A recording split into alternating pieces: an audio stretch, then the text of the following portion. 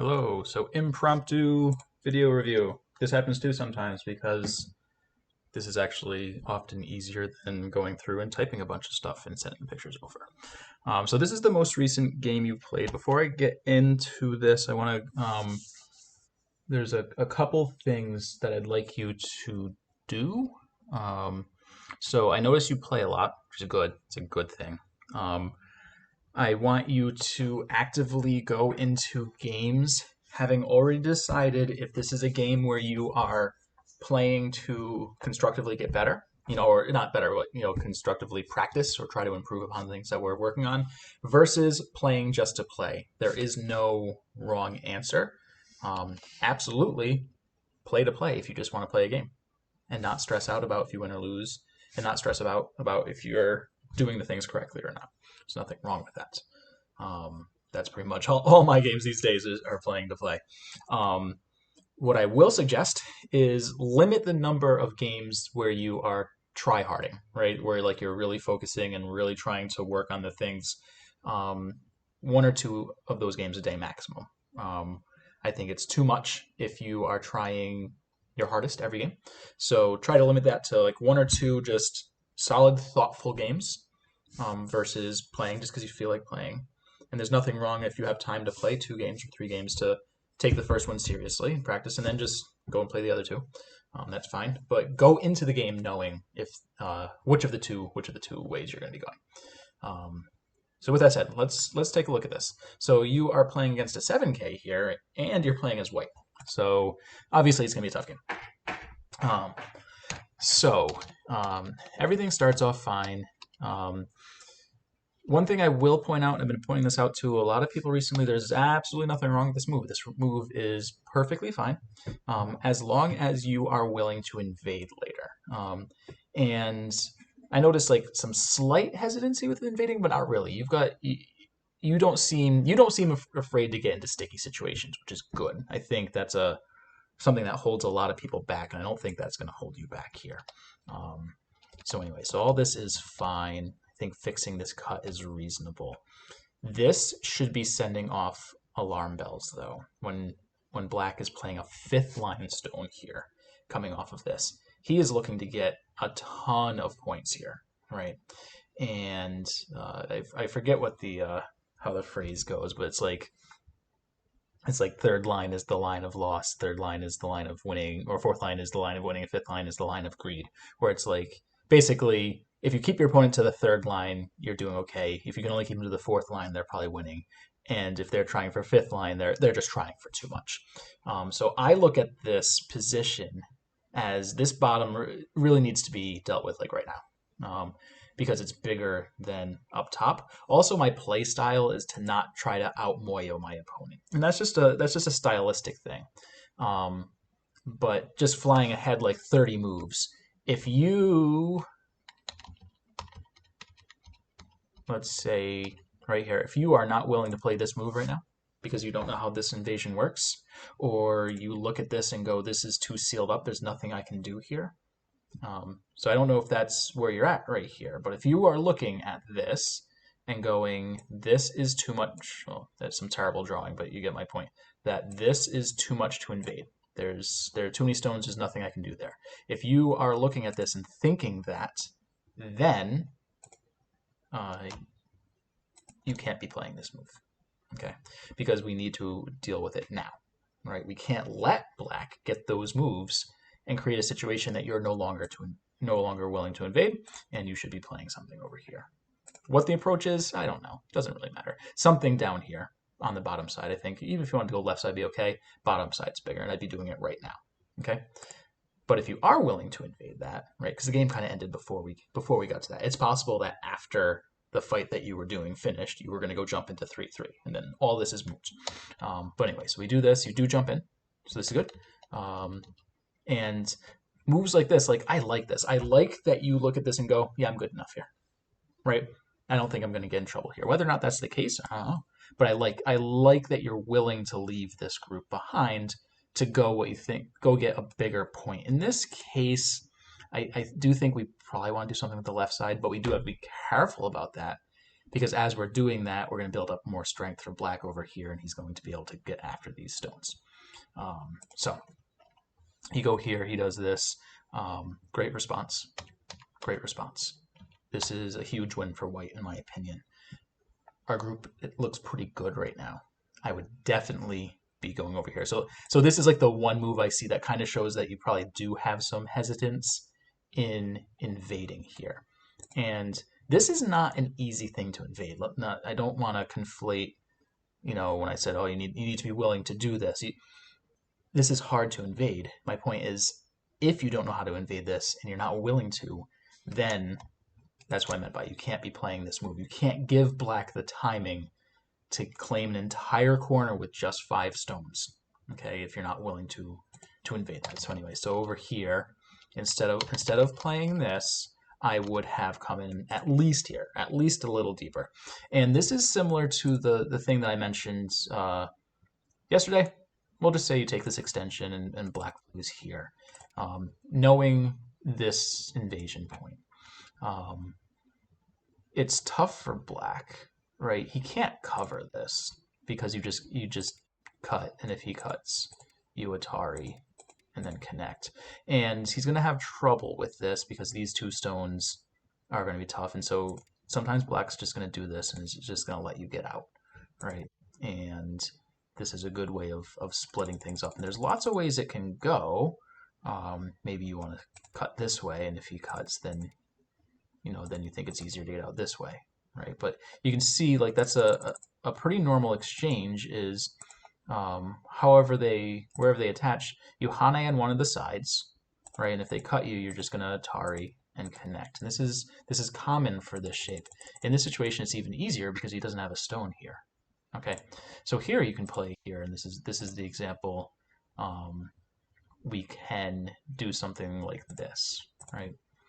And if black plays here, then white can play here, black captures, and now you're out. It's tricky enough that when white plays this, sometimes black will just play here and go take the stone because I just want the side. And sometimes they're willing to just give you the Panuki. It's because it's hard. This is a tough invasion to deal with. Flipping the script, if you were black, how would you answer this? It's not an easy move to answer.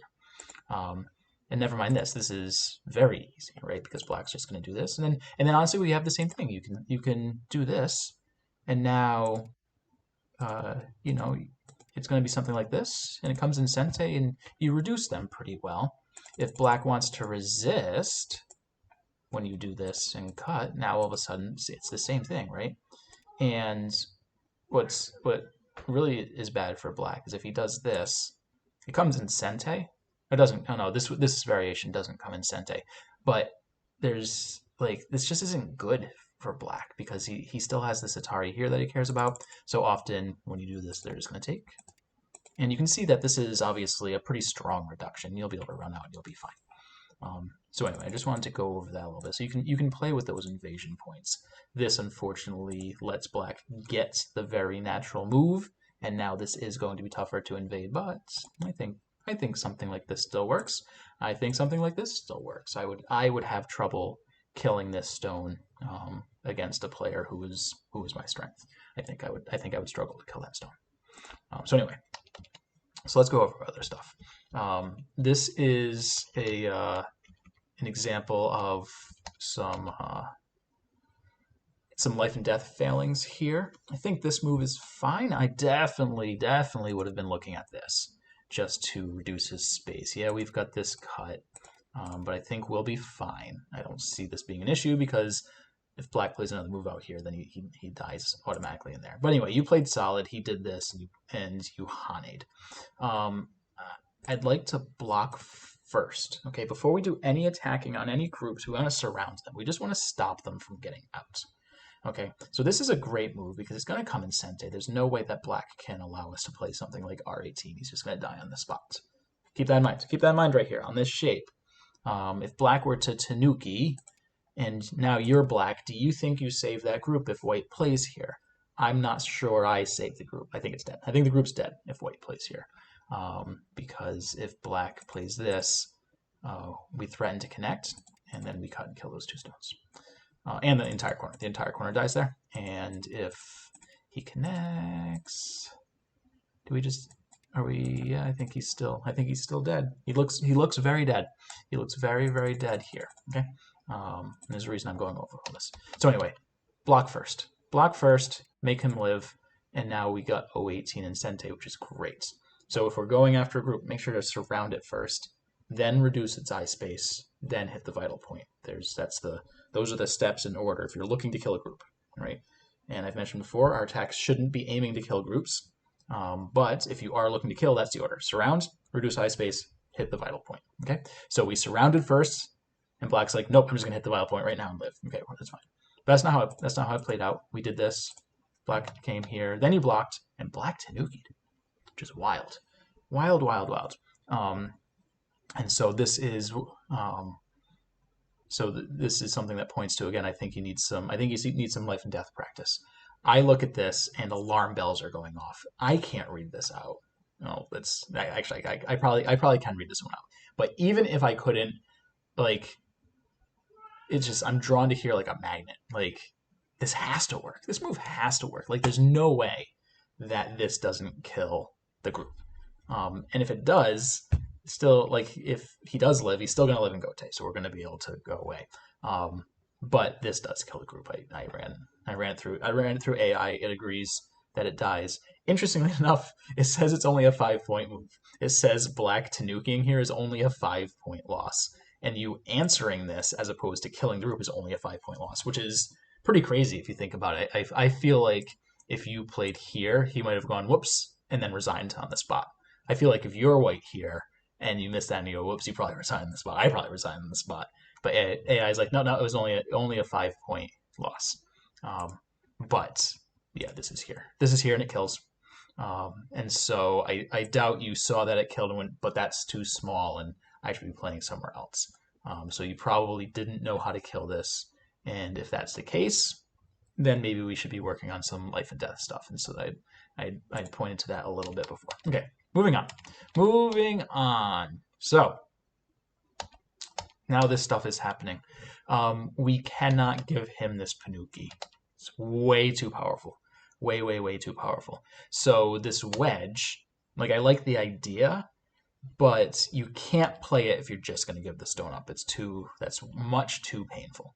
So if you're not willing to do that, then of course just do something, anything else other than the wedge to sacrifice the stone. And so this is kind of a fighting thing. From a fighting standpoint, this Panuki shape is so strong. It's just so strong. It just commands radiance across the board. So we can't let our opponent get that if we're going to have a fight. And then I think this is probably the move that loses the game. And that's not to say that it's insurmountable here. AI still actually says that white is fine here, that this game is perfectly even, probably because it knows that this corner is still dead unless black comes back. But from a human standpoint and having watched how this fight goes, I think this is where you lost it. And the reason is, I guess these 2 stones aren't important. That's really what this comes down to, is that these 2 stones aren't important anymore because this group is alive and this group is alive. Okay, and all these stones are really doing is separating those 2 groups, but the groups are already alive by themselves. These 2 stones aren't helping you live at all, so saving them shouldn't be a priority. Getting out should be the priority. So let's say that this works. Don't mind the phone. I mean, we could still connect here, but let's say we didn't want to.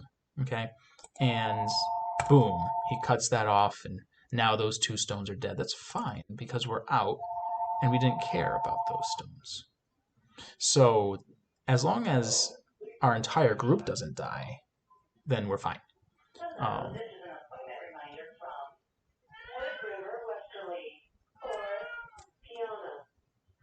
Yep.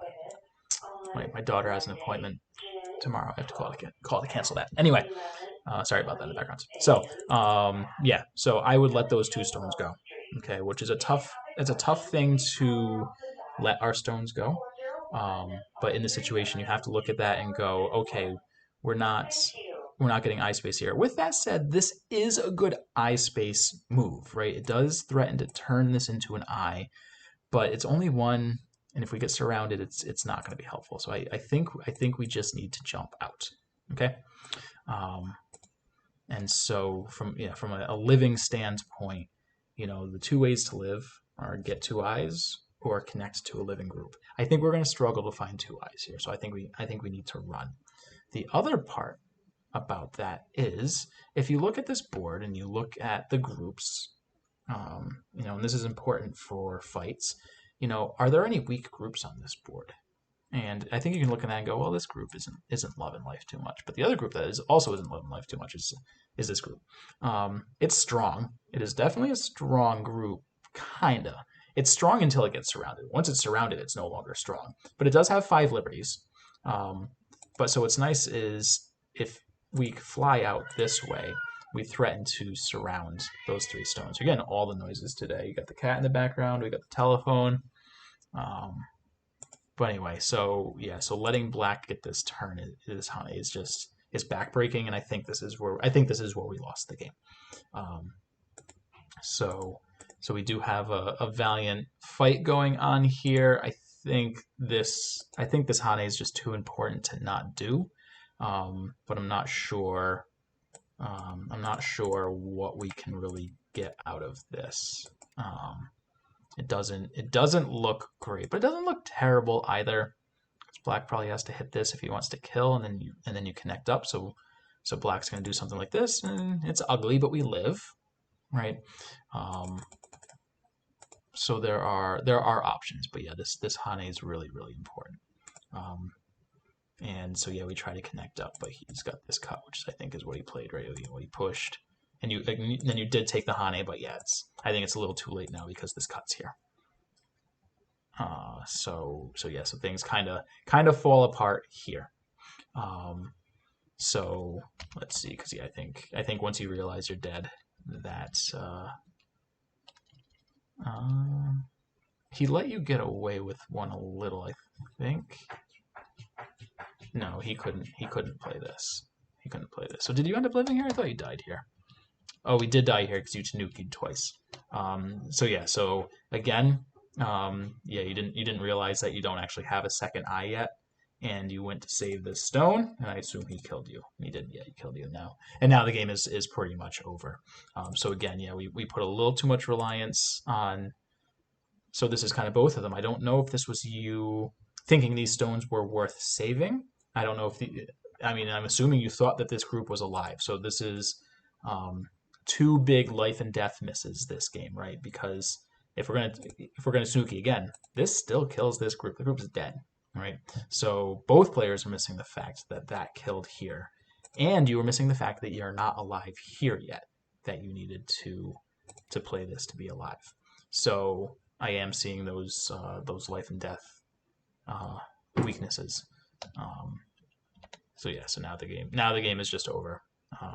And I don't think it lasts too much longer, right? Pretty sure we throw in the towel pretty quickly here, but the game was over once we missed that. But again, we're still dead. So the takeaways from this, just to go over the high level stuff. Only 1 or 2. Like I'm going to sit down and focus and put energy into this game per day.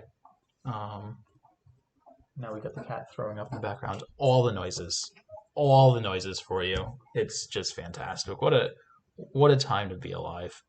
Limit the number of big games that you're going to play per day. You're even dead here, aren't you? If he plays this, because if you do this, that gets that eye. So much death on this board. But anyway, yeah. So limit your serious try hard games to 1 or 2 a day. So I think we want to get some life and death stuff in there. With that said, I'm not a huge fan of Doom Sumago. I think they're boring. I question if they actually help. I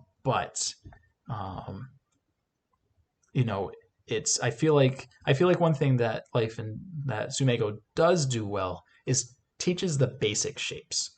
And so, you know, if you do more Sumego and you're used to looking for things, then this should, you basically looking at this corner. I'm just going to focus on this corner for now.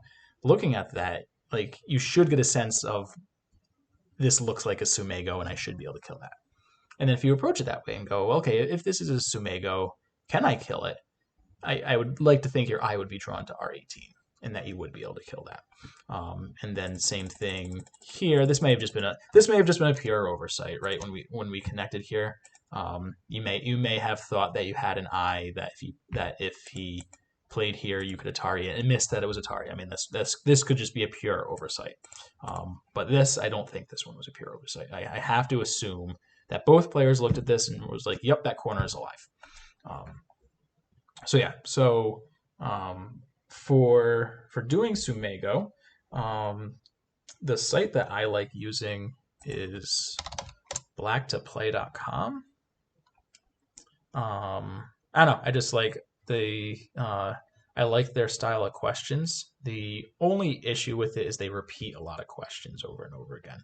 But it has, you know what you want Sumego to have. It's got show solution. It's got a good variety of different types of Sumegos, and you know, so this is a 4K problem. Let's see, what would I look at here? I'm looking at this. Yeah, I think it's this. And then we play here. And we do that and he's dead. But don't worry about this, like the tricky stuff, right? Like, I would never find this in a game for what it's worth. I would just assume that black is dead here. But if we go to like the 10K range and go to the next problem, let me make sure this is showing up in the. It's not fully showing up, but it's showing up enough.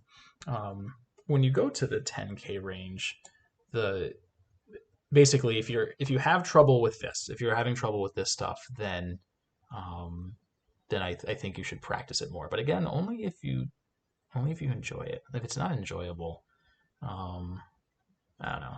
Is it just here? I think it's just here for this one. Funny, it's a 10K problem, but I don't instantly see the answer. I know it's a trick. There's no way taking is the right answer. I feel like it's this. And then we play here and he captures and we've got a snap back. But I would practice this a little bit. You know, even if it's just 10 minutes a day. Nothing much. Don't go crazy on it. But clearly you're putting a lot of time to go, right? Because it looks like you're playing about 5 games a day. I think it will benefit you to take 10 minutes to do Sumego, and we can work through them, right? If you have questions with how to approach them or what to look for, you know, I can help with that as well. So I think that's it for now. Do let me know. So like I said, in this game, go on. Do let me know in this game when you played here. Oops. When you played this one, no, it was right here. When you played here, if you looked at this and was like, I can't invade that, do let me know, because then we need to go over some stuff here. But my answer is most likely just going to be, don't play this move. If him having 2 more stones here means you aren't comfortable invading, then instead of expanding your territory, I'd like to see you reduce theirs. I have a few students who do stuff like that where, you know, the game goes this way, whatever, and then they back off and whatever. We'll just say we do this full thing, and say my opponent is black here, then they play this. And I'm like, well, I know that you're afraid to invade. You know that you're afraid to invade. So please stop playing this move, and please play this move right now, to help with that. Or conversely, do play this move, and then let white get something like this. You know, purposely let him build this ridiculous thing, and then challenge yourself to invade. So let me know if you typically don't, if you're hesitant to invade. So that's where we'll leave this little impromptu one for now. Let me know any questions you have, and I will talk to you later.